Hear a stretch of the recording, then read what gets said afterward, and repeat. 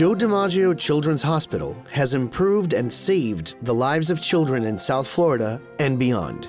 And they've done it all in partnership with parents. Parents like Letty and Dennis, whose daughter Gabby was born with a serious heart defect. We met with other hospitals and we both came to the decision that we wanted to come to Joe DiMaggio Children's Hospital. We love that our family, not just us, but our entire family is included. 4-year-old Gabby has already endured 2 surgeries, and if all goes well, then today will be her last. Letty and Dennis represent hundreds of thousands of parents who have experienced the dedication to patient and family-centered care at the hospital.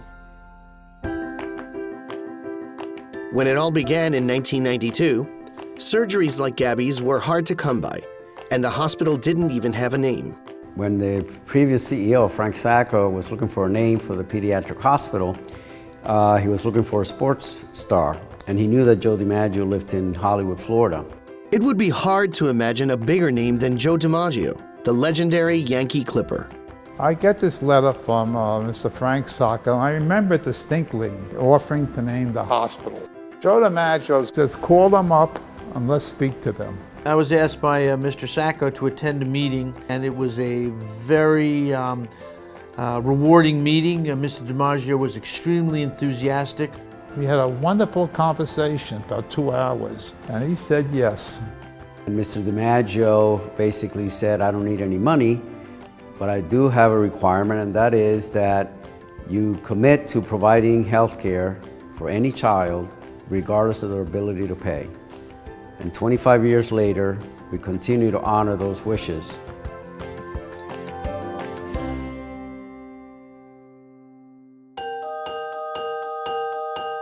The hospital grew rapidly until it was clear they needed a building of their own. In 2009, groundbreaking began on the new hospital, and executives consulted with parents and kids about every detail, from the colors on the walls to everyday policies affecting the patients. One of the things that I would say that traditionally many hospitals had throughout the country years ago was visiting hours. So you're supposed to leave at a certain period of time. Well, in a children's hospital, if your child's in the hospital, you don't want to leave. And really it started out that way. Taking a cue from their namesake athlete, the hospital also embraced the power of play. We have a beautiful building, a wonderful environment, people who cater to them to try to reduce their stress. They forget that they are here because there is a problem. If you can actually allow them to play while they're healing, it actually improves the healing process. Today, Joe DiMaggio is expanding, adding 4 new floors to the main hospital and bringing services into Palm Beach County with clinics in Boca Raton and soon in Wellington. As for Gabby, her 3rd and final surgery was a success. Yay! High five! We came home.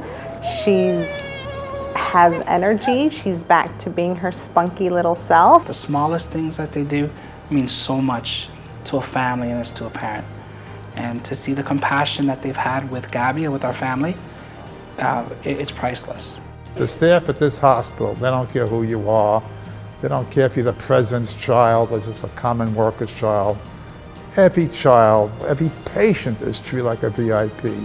Today, the hospital has become a local facility with a national reputation. 25 years ago, Joe DiMaggio had no idea what the hospital would become. But even then, he had a feeling it would endure. I know how important this was to him. I know this was a part of his being, that this children's hospital is named after him. He would be overwhelmed and extremely proud of what we've accomplished using his name.